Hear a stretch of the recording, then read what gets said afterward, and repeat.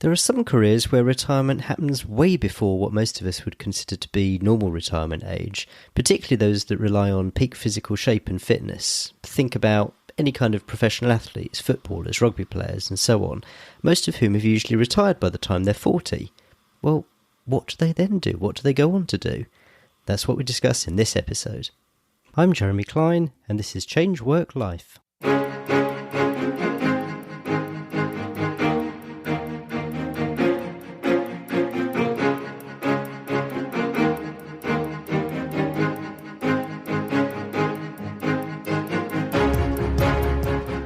Hello and welcome to Change Work Life, the podcast that's all about beating the Sunday evening blues and looking forward to Mondays. This is the first episode of the new year, and I hope that 2020 is a great year for you. My guest this week is Jordan Tilton. As well as being a professional ballet dancer and a ballet teacher, she's the founder of Ballet to Business, which she's founded to help ballet dancers plan and manage their transition out of ballet once their career has come to an end. We cover a lot in this interview, from how Jordan got into her fantasy career, the questions of identity that came out when she was considering a change of career, and also the question of how to manage the transition once this career comes to an end. Here's the interview. Hi Jordan, welcome to the show. Hi Jeremy, thank you for having me. So first off, introduce yourself. Tell us a bit about what it is that you do. Great. So my name is Jordan Nicole, and I am a ballet dancer as well as a ballet teacher. And I have been a professional ballet dancer since I was 18 years old. So I moved from Southern California, where I grew up, to San Francisco Bay Area at 16 to train in classical ballet. And then I joined the San Francisco Ballet, which is a pretty renowned company in the United States, probably the biggest professional ballet company on the West Coast. And I danced there for 7 seasons as a corps de ballet member. So that's kind of my background. And then now I dance in the East Bay of California, and I dance for a smaller company. So our contract is not as extensive as where I was before, but that also gives me the opportunity to be able to teach ballet. So before that, before about 2 years ago, I had never really taught ballet as much as I do now. So that's what I'm up to. Maybe you can talk a little bit about your new business, your side venture, Ballet to Business. Can you tell us a little bit about what that's about? Absolutely. So let's see. In 2018, I actually started to feature ballet dancers who had their own businesses on my blog and through my Instagram. A lot of ballet dancers, I guess I was seeing that they had passions and interests that go beyond the ballet studio. And I thought that was really intriguing because for myself, every time I would either go through an injury or have to step away from ballet, I found myself painting furniture. And that was kind of my side business.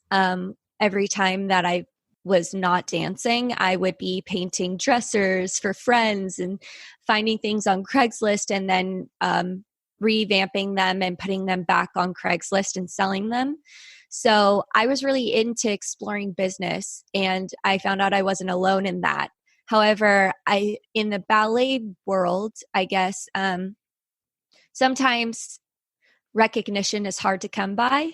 And it's a small knit community, but oftentimes the spotlight goes toward the principal dancers. So the highest ranking ballet dancers are the ones who are getting articles in magazines and covers and things like that. And I started becoming aware of dancers who were in the corps de ballet and in smaller regional companies who also had leotard businesses. So they'd make their own outfits for ballet. Or my friend in Utah, she is a baker, and she makes wedding cakes for dancers in the company. And I thought that was so intriguing. So I went along with this idea. Every week in the summer of 2018, I would feature or highlight one of these dancers on my Instagram and on my blog. But as I was telling their story, I felt like I was craving for them to be able to tell it themselves. So I got really into listening to podcasts, but I felt like for what I was trying to do, I wanted these dancers to be able to share their story for themselves rather than me write about them. So that's when the seed was planted for a podcast back in 2018. However, circumstances came up in my life. Back in February, I had a really hard injury on my right ankle, and I found out I needed to have surgery. So I had surgery in April to reattach my ligament and shave down some bone spurs and stuff. And I found myself out of ballet again. So I was like, well, what can I do? I can focus on all the things I can't do right now, which is dance and do some of the things that I love. Or I can focus on, okay, this is an opportunity for me to do something that's been on the back burner, and that was create a podcast. So I launched Ballet to Business in August 6th. So we're 4 episodes deep, but I spent about the past 2 months just conducting a lot of interviews, and they ended up just being so nourishing to me and so inspiring to me, hearing stories of these dancers starting their own businesses. I certainly want to talk a bit about the more unique challenges that someone in your line of work faces. But can we start by diving back into time? And I mean, how long? Well, when did you first start dancing? I mean, I'm assuming like about half of little girls, their mums take them to ballet dance classes, and it's something to do. So when did you start that, and when did it become something which you might actually do as a professional? That's a great question. I started pre-ballet at 3 years old. So that's kind of a typical story that you hear of these little girls who are dancing in the living room. And that was very much myself. So I started at 3. However, I stopped after that first year. I was very into academics as a child, and I liked ballet, but at the time, I just went on to do other things. I didn't pick back up again until I was about 8 or 9. And that was because one of my neighbors across the street was going to dance classes, and I was intrigued again. And I think there was something in me that missed it. I really like to work hard. And I definitely at 3 years old still was the one in class who was like positioning the other girls to make sure we're all doing the same thing. We're all doing the right thing at the right time.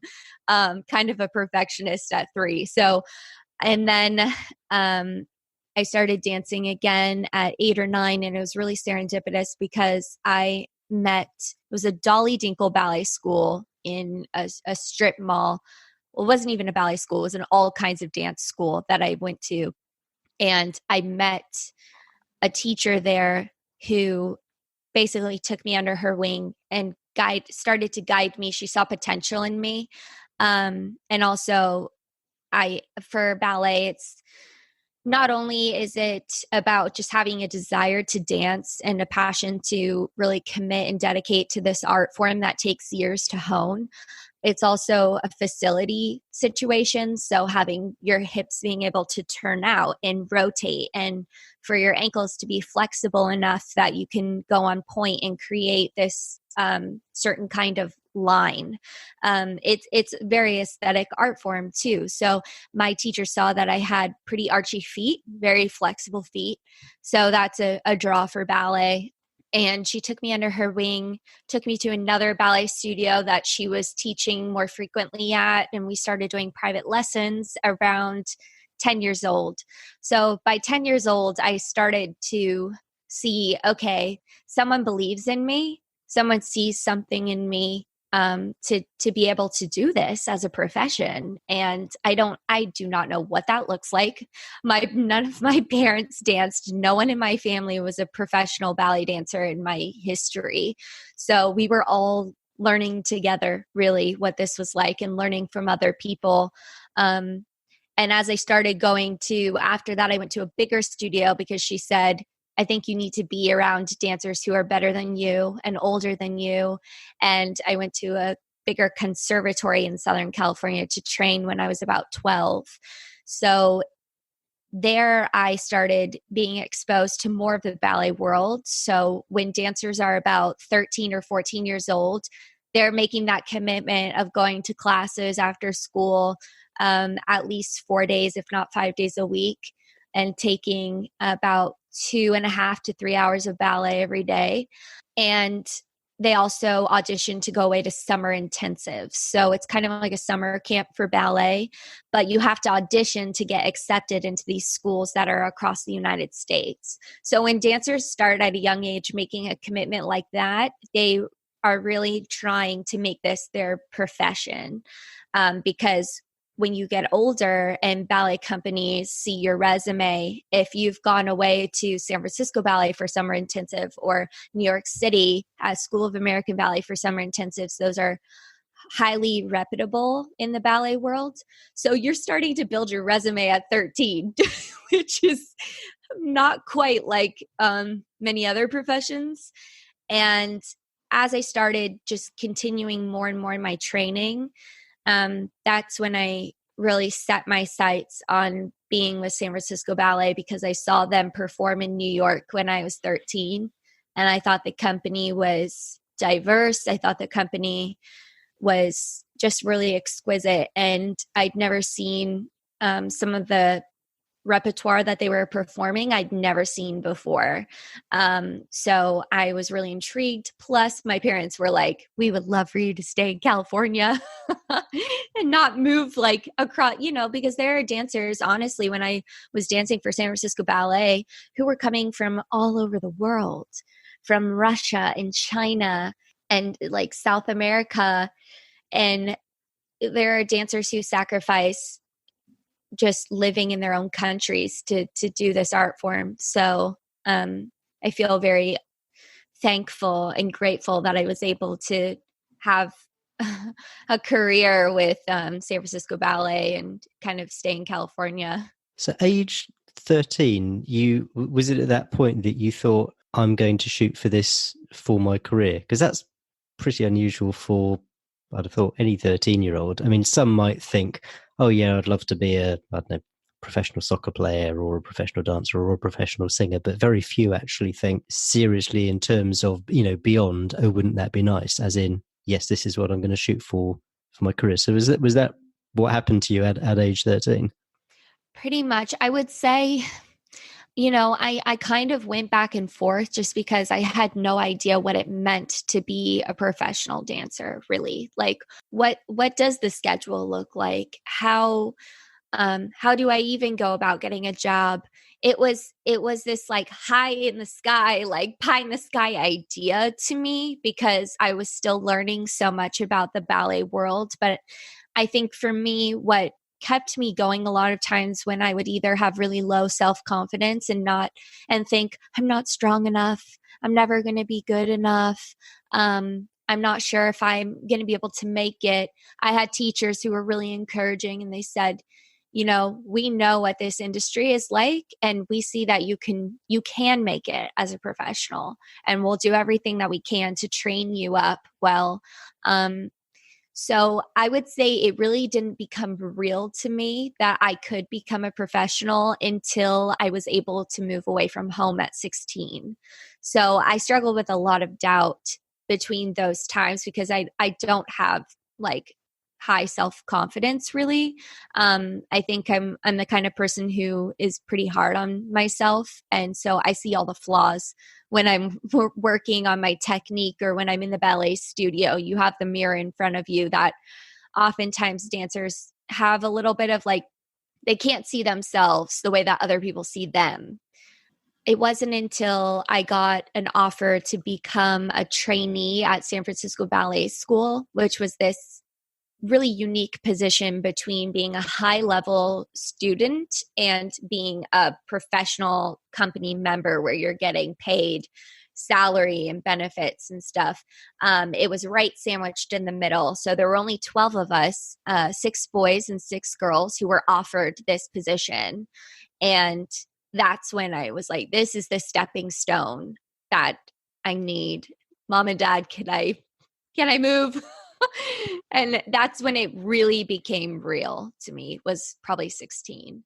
So what kept you going in that intervening time between 13 and 16 where you've got all these doubts? I think one of the things that's so beautiful about ballet is that it is so structured and it is so regimented that you have your classes laid out for you and you commit to attending these classes for a whole like school year basically. So I think sometimes, even though I had these doubts and complications about how I viewed myself, having to just show up every day regardless, and kind of leave whatever else might be going on outside the studio,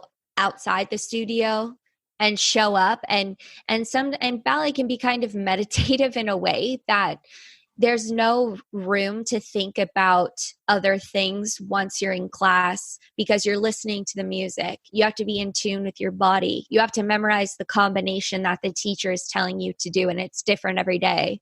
So she could say, we're going to do 6 tendus a la seconde, and then take 1 tendu en croix or something. And the next day it could be a completely different combination for an exercise like tendu.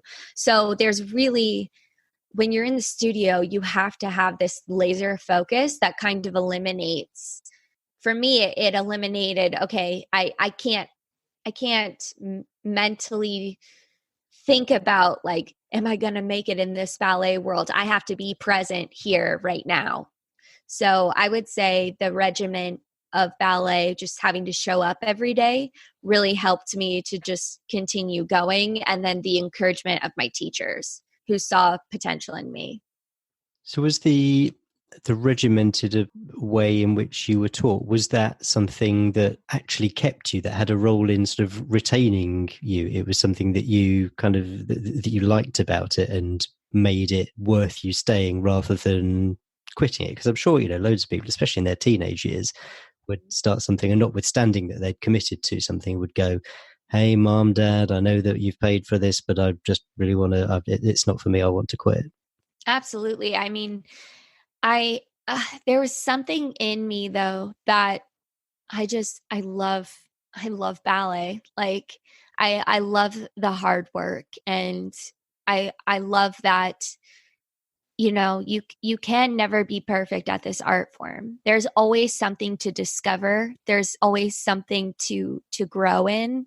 And I think because there's a never ending top to growth in this art form, it kept me intrigued. And I think that because I was committing so much of my time, also a lot of my friends were ballet dancers as well.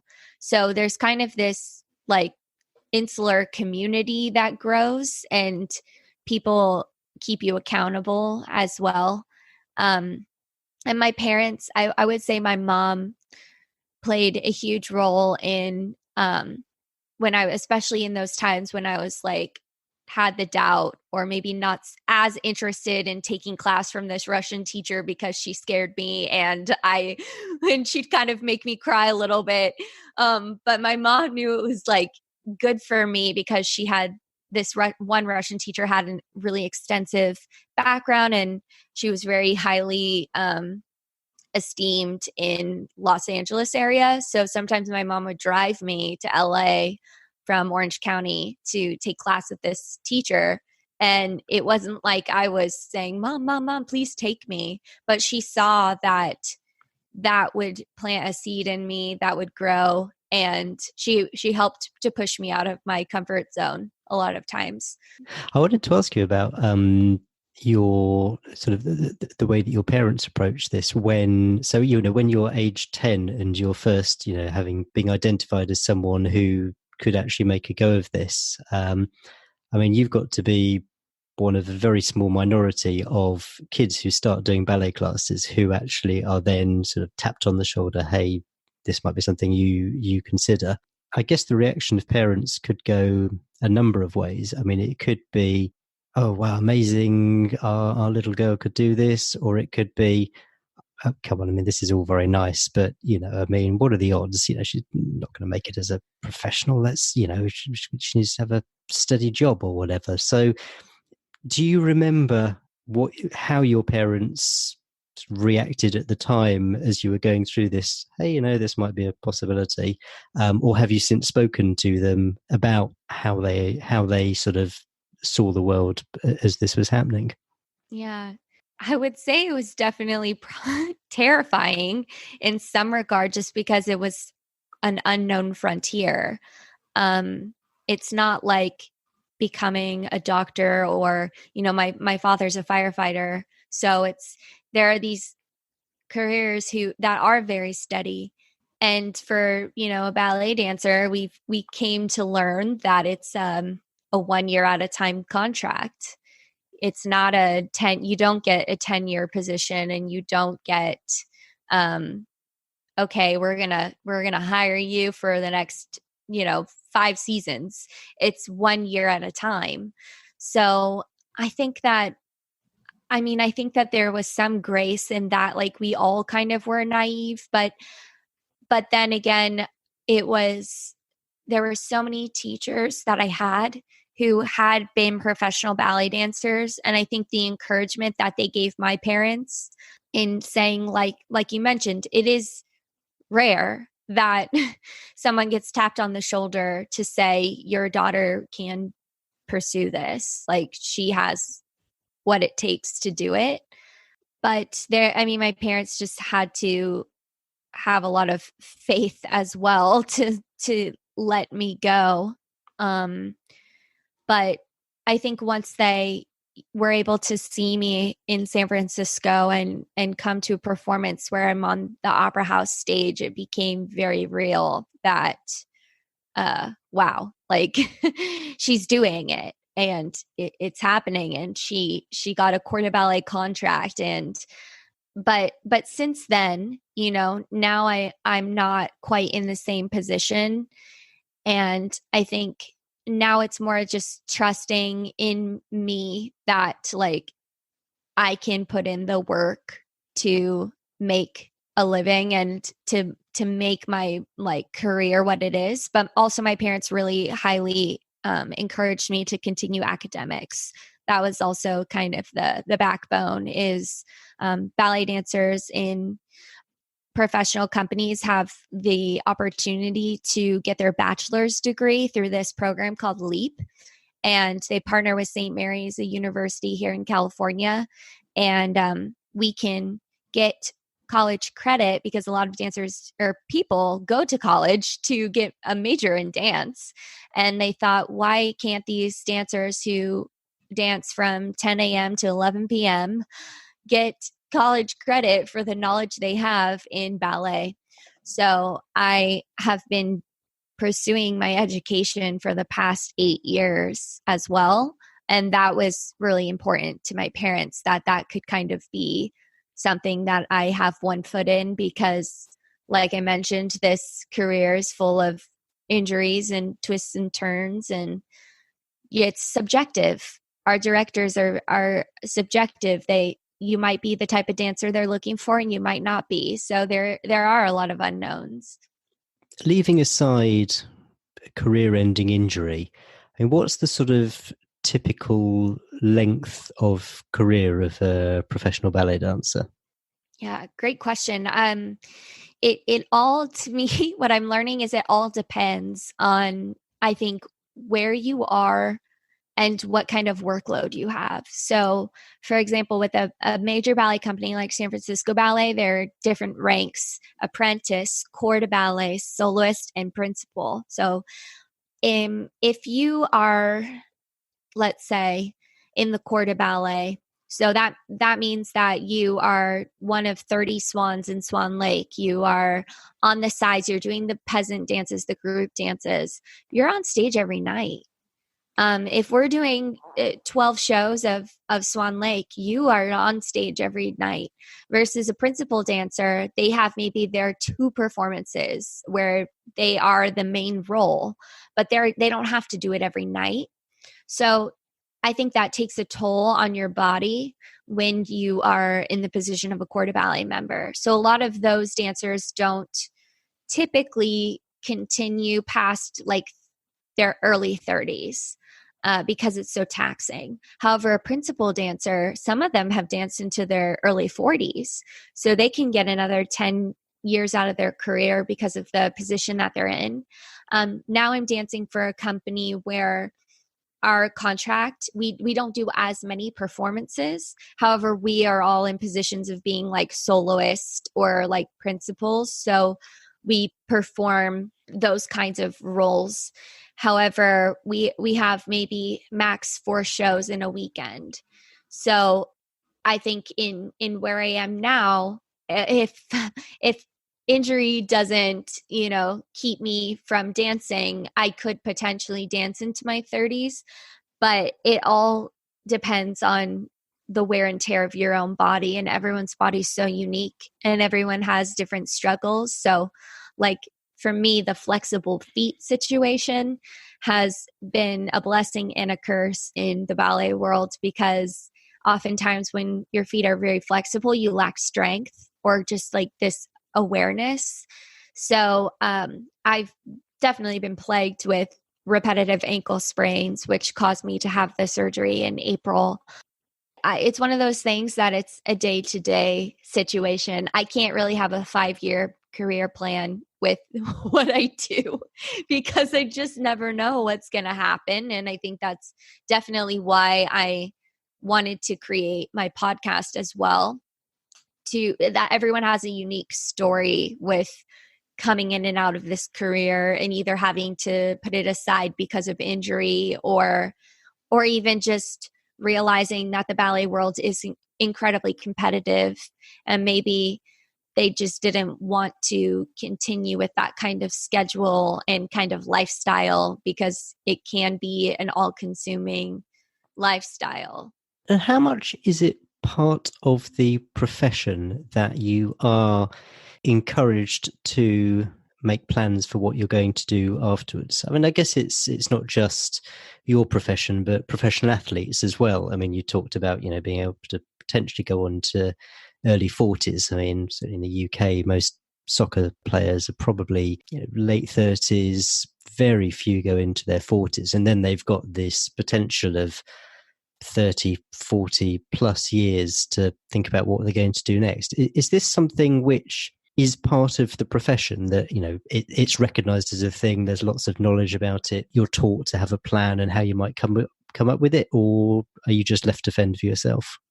I would say, unfortunately, oftentimes dancers in America are left to fend for themselves, which is disheartening to me, because I think that dancers are also not aware of how much more they are capable of, and all of the character traits that they have built being dedicated to pursuing this art form, with resilience and tenacity and persistence and all of these character traits that would really help them go on into another field. However, I think within the ballet world, it's very much, the focus is almost too much on where you are now in your career and kind of rising through the ranks. There's not much preventative talk. However, I think that it's starting to grow a little bit more, though. I would say that at some major ballet companies, I've heard of them bringing in speakers to talk about transition. There are some organizations that are trying to help dancers in transition, but I think the underlying thing is that it's hard for a lot of dancers to think about them being anything more than a ballet dancer, simply because they have been referred as their identity as a dancer since they were so young. So that's all they know. It's kind of like those stories of athletes who, when they have to transition from being a football player or something, it's incredibly difficult because it's an identity issue. Like if I'm not a ballet dancer, who am I? Because that's who people refer to me as. That's how I see myself. That's how my lifestyle is structured. So it can be a complete upheaval. But that's why I wanted to start my podcast, because I do want to encourage people that they can use what they've learned from ballet to create an incredibly successful business, as I've come to find out, or use their skills of hard work and dedication and find another passion. Like, it is possible to find another passion, but you may not feel as passionate as you did about ballet, and that's okay. Like, I think a lot of times when it comes to work, we think like, oh, I just have to love it, love it, love it so much.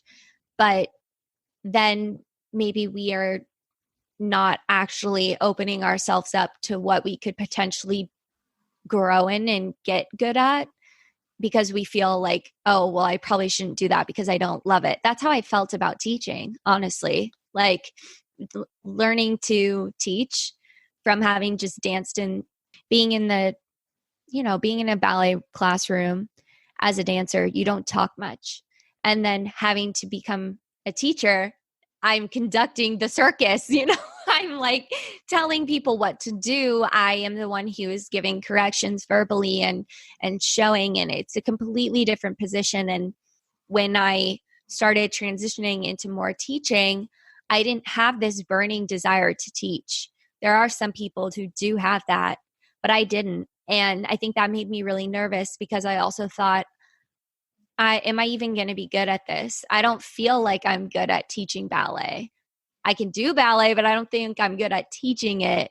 And it wasn't until I started, the doors kept opening for opportunities for me to teach, and I couldn't ignore them anymore. I was going to ask you how you did come to start teaching when you weren't that excited about it to begin with. So can you talk a bit about how, you talked about the doors opening. So how did those doors open, and what convinced you that actually teaching was something you should do as well? Yeah, I would say it was kind of a couple things that came into the mix. So in 2017, I had been in a cycle of repetitive injury while dancing for San Francisco Ballet. So dancing as a corps de ballet member was my full-time job. I had no time for anything else except possibly, the schoolwork I was doing. So school and ballet. And I got married in 2015 to a fellow dancer, and he also struggled with injuries while he was dancing for San Francisco Ballet. So the year that we got married, he started dancing for a company in the East Bay, Diablo Ballet. So I was dancing for San Francisco Ballet. He was commuting out to the East Bay. He'd come home, and his schedule at Diablo Ballet is he would dance from 10 to 3:30 because it's a smaller company, versus I was dancing from 10 to 6:30, and then if I had a performance, like 8 to 11. So our hours were just completely different. But he came home, and I started seeing, wow, like, he's healthy. He's dancing more than he ever had before because he was healthy, and he was really happy too in this environment, and with our director, who's just a really kind woman and highly respectable. So that kind of planted seeds in me, like, I'm not healthy and he's healthy and he used to not be healthy. So I want what he has. And then when I got injured, I said, okay, something's got to change. This environment that I'm currently in is not changing. My workload is going to continue to stay the same, or I can make the change. And seeing my husband dance so much and be so happy and healthy, that's what I wanted. So I talked to my director at San Francisco Ballet and said I had to leave. It was a very, very tough decision, because on the outskirts, people could look at my job and say, you have the dream job. You're getting benefits. You have a really great salary, and you're going to leave that. Like, you're going to leave that behind. And I knew that I needed to change, even though a lot of people were like, "Are you sure? Are you going to regret this?" But I had to make a change. So I reached out to my husband's director, and she graciously offered me a position with the company. And so, since my schedule now was dancing from 10 to 3:30, that meant I had the evenings open. That's the time in which ballet classes start for kids after school, is the evenings. And a lot of my colleagues who dance for Diablo Ballet also teach ballet as well. That's just the norm. And my husband started doing a lot more teaching when he started dancing for that company. So I had a feeling that, okay, I will probably start to teach a little bit, but that kind of makes me nervous at the same time because I've never done it before. So why do it? I mean, I don't know whether there is a sort of correlation between the hours that you work and the amount that you get paid. I mean, is it just something that ballet dancers who do the less hours, they do the teaching just to kind of make up the income? I mean, why do that as well? Yeah. So it is to make up the income, definitely. Um, but I also think that there's something really unique about still being a professional dancer and teaching ballet versus having retired and then teaching ballet. You're not as physically in it. But when you are taking class every morning and then you teach someone a class and then the next day you take your own class, I would hear my own voice in my head of, I just told these students yesterday this correction, and now I have to apply it to myself. It's very humbling. But I would say that because you already have the knowledge as a ballet dancer, and this art form is passed down from generation to generation, it's not just something you can take a course online and learn how to do. So I did feel this responsibility. I felt like at one point, I remembered my teacher and how much she invested in me and how much she poured all of her knowledge into me. And I thought, wow, like from what I've experienced being able to dance at San Francisco Ballet and train at that school, am I just not going to pass on my knowledge? And that definitely was a humbling question to ask myself. This is really interesting. The difference between being able, it should can the difference between can I do it and should I do it. So you've talked a lot about having the responsibility to pass on the knowledge, that it's what professional dancers do. They've got this duty to go out and teach the next generation of ballet dancers. I sometimes wonder whether people do things solely out of duty, but not necessarily because it's what they want to do Mm. and and that it's right for them. Mhm. Is that something that you felt? And now that you've been teaching for a while, have you kind of crossed that and now it's something that you love, or is it still duty? Yeah, no, I mean, it's such a good point because I think a lot of times with duty, you can lose heart or a passion for something. And I think that's what I was scared of. Teaching was an unknown world to me that I wasn't sure if I did have the capacity for it in terms of passion. And I also just had a lot of limiting beliefs, like I'm not great with my words. How am I going to communicate to a 7-year old? like, but I think that honestly, that it was because these doors were opening for me. So, for example, after I was leaving San Francisco Ballet, the school director reached out to me and said, "Hey, I heard that you have worked with kids before," which I had while I was dancing for San Francisco Ballet. I was helping with a ministry in the Tenderloin where they were offering dance classes for young girls in that neighborhood of San Francisco. It's a hard neighborhood to live in, and I my friend was running the program, so I would come and help her occasionally, but not consistently enough to say that I was a teacher. So but he said, well, we need a pre-ballet teacher and we would love to have you. And so here I am. I'm like, but can I even be a pre-ballet teacher? Like, am I even going to be good at this? But my philosophy is you don't know until you try. You don't like, I can believe all I want that I'm not going to be good at something, but I don't even think you should judge yourself on the basis of if you're going to be good at it. Like, I think you just don't know until you try. And so I couldn't resist this opportunity, even though I didn't feel incredibly qualified. But once I got into the studio, it really pushed me out of my comfort zone in the best way.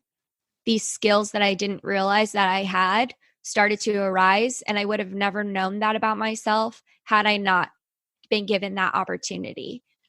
I think once I started and continued, then my passion grew. So I wouldn't say that I started with these feelings of, I'm so excited, I can't wait, like it's going to be a great school year. I was so nervous. I didn't know what I was doing. It was brand new to me. But as I continued and as I saw the kids progress, that growth made me excited about the work. And now I love it. But I didn't start with the love of it, if that makes sense. And so now you're talking to all these entrepreneurs, so people, professional dancers who have gone on to start their own businesses and that sort of thing. Are there any particular traits or characteristics which you're noticing which dancers gives them an edge in terms of starting their own business? Yeah. There are kind of the obvious ones of grit, for example. This, like, you may say no, I may get a lot of no's, but I'm going to stand up anyway. Or if I fall, I'm going to get back up, and like just that resilience to continue on and perseverance through obstacles and that persistence. Like, I think that those are kind of the more known traits that someone could, also discipline that someone can attribute to a ballet dancer. However, I think the most special one is patience. It still perplexes me because I think that patience is this quality of knowing that it's not going to happen right away.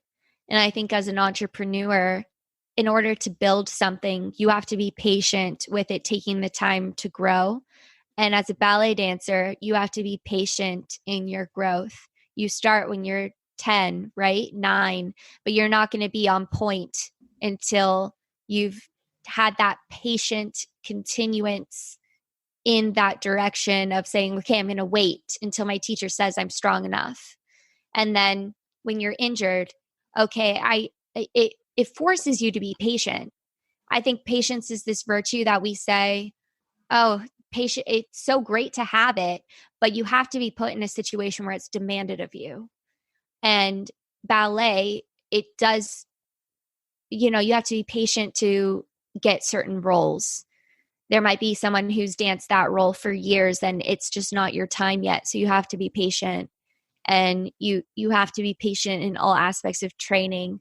And I think that for entrepreneurs, when they have patience with themselves in saying, I have so much to learn, and that's okay, but I need to be patient with myself in this process, that I'm not just going to jump from career to career or opportunity to lily pad opportunity. Like, there might be that time in which you have to sit and wait, but it doesn't have to be a fruitless time. I think that with patience, the other qualities do start to grow. I think the grit and tenacity, they have to stem from patience in some capacity.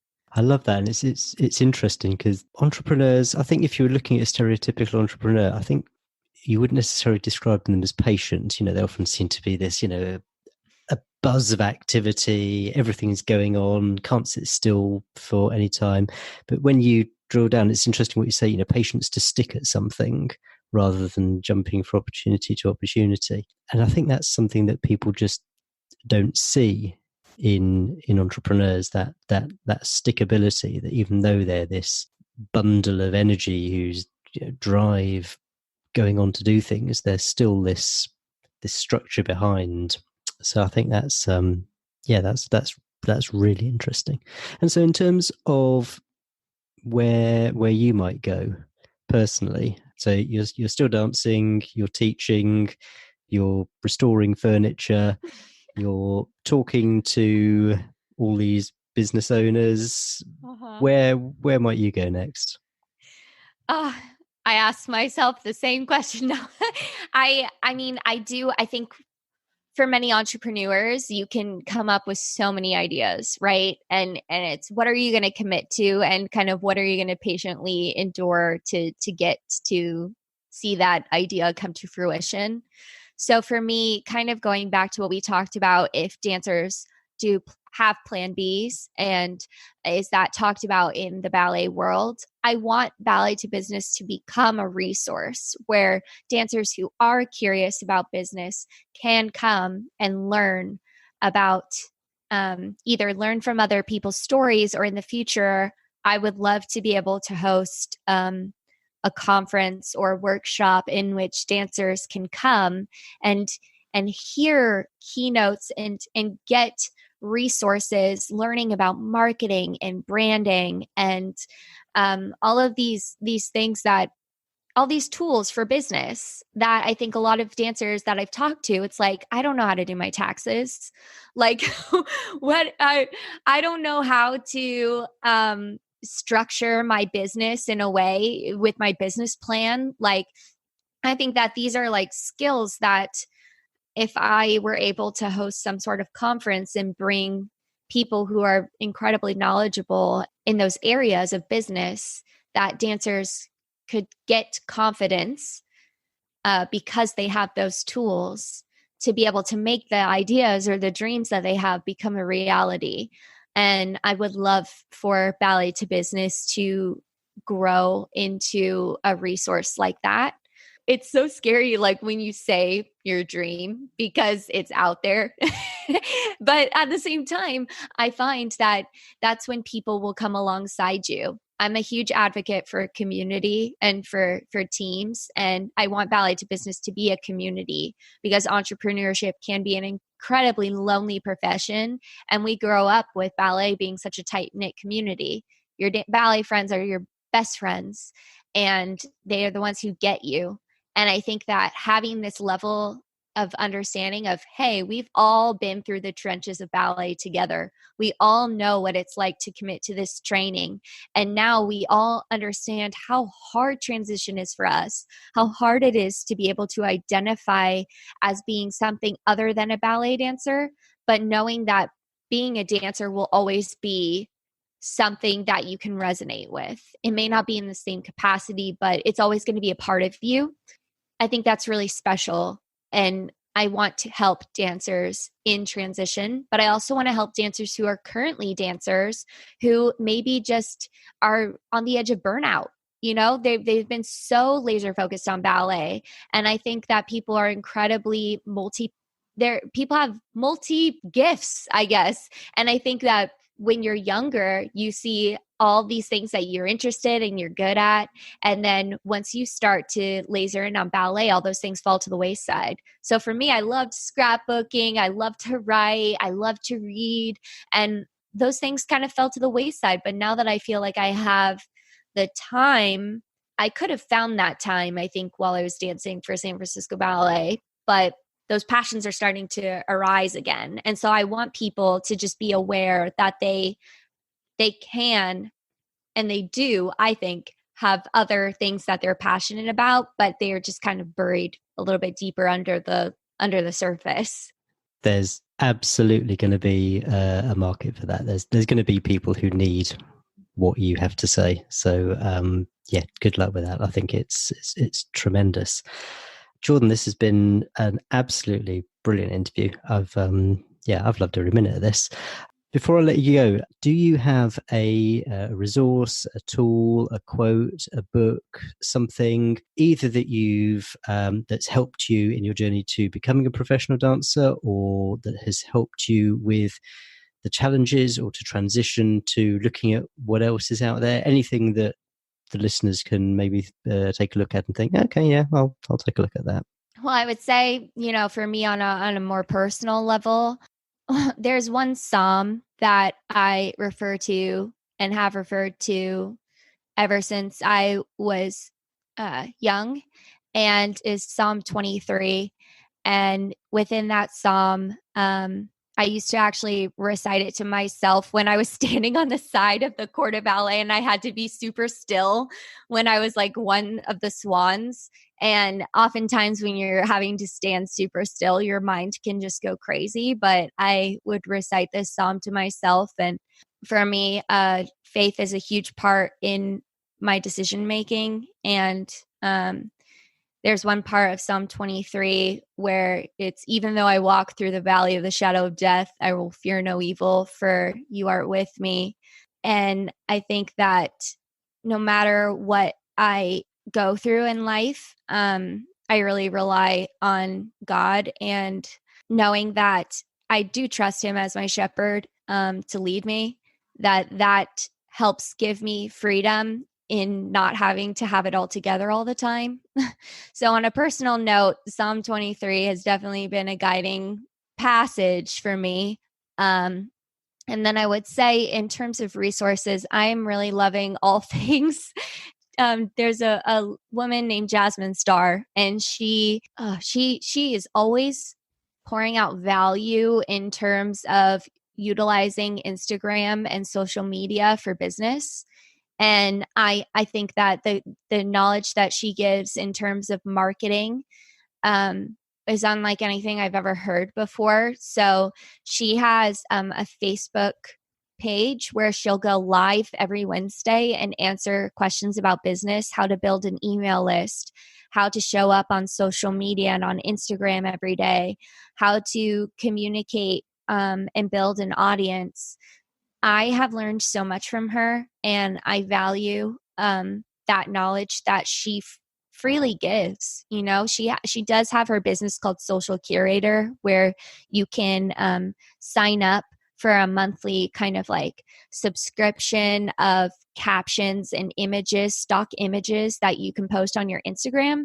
Because her philosophy is just to continue to show up to this cocktail party of Instagram, that like Instagram is a cocktail party, and you have to introduce yourself. You have to shake hands with people. You have to be curious about others. And I love that approach, because I think a lot of times we get so stuck in wanting to sell, come and listen to my podcast, or like come and buy my product, that we show up on the internet and we just say, come and buy my product, but we don't understand how to interact with people on a social level. It is social media after all, right? It's a social interaction. So I would highly encourage anyone out there who is interested in learning more about how to utilize Instagram for your business to check out Jasmine Star. She's also on Instagram, and it's really cool because every week on Instagram, she invites business owners to come on live with her, and she'll answer their questions. So she's always open to answering questions. And I had the honor of her answering my question twice. And I was just like, what? This is crazy, because I admire her a lot. But she answered my question twice, which was pretty cool. So she is someone I would recommend as a resource. And where can people find you if they want to know a bit more about you? Oh, well, thank you so much. I think my podcast, Ballet to Business, is on Instagram, or not Instagram, hello, iTunes, iTunes and Spotify, Google Play. And there, I think I do have an introduction episode where you can really hear some other stories within my overall story. And also the podcast, Ballet to Business. My website is jordannicoleh.com. And there are show notes as well as personal blog posts that I have put out there. And then there's the Instagram, which is at Jordan Nicole H. And I love Instagram. I think it's such a fun platform. I love talking to people on Instagram. And that's actually where I find and connect with a lot of these dancers who are now entrepreneurs, is through Instagram. And it's been really fun because people will say, hey, this is my friend, and kind of introduce me to them through Instagram. They have an amazing business. So I think Instagram is such a fun social platform. So if you like Instagram too and you want to chat with me there, that's a fun one. I will put links to all of those in the show notes. Jordan, thank you so much for joining me on the show. Thank you so much. It was an honor, and I look forward to listening to your podcast as well. Considering how old ballet is as an art form, I was amazed that there's really very little in the way of formal support to help ballet dancers once they've finished their careers. I love the fact that Jordan has identified this gap. You can tell it's something that she feels really strongly about, and she's doing something to address it. It was also really interesting to hear what Jordan had to say about her dream job. She was at the San Francisco Ballet, a position that most ballet dancers would clearly be extremely envious of, but it turned out that it wasn't right for her. It wasn't her dream job. She described how she saw her husband keeping healthy, dancing more than ever, and Jordan knew that that was what she needed, much more than just dancing for a admittedly very prestigious ballet company. The show notes and links to all the resources for this episode are at changeworklife.com/17. That's the number 17. And don't forget to leave a review on Apple Podcasts. It really does help other people find the show. Also, if you've got any of your own questions about career change, then do check out the Facebook group. You'll find it at changeworklife.com/Facebook. Next week's episode is for anyone who's ever thought about starting a side business. Either maybe it's a way to bring in extra income, or perhaps it's a way ultimately to transition out of your current career. It's going to be a really interesting episode, one that I think you're going to want to listen to, and I can't wait to see you then. Cheers. Bye.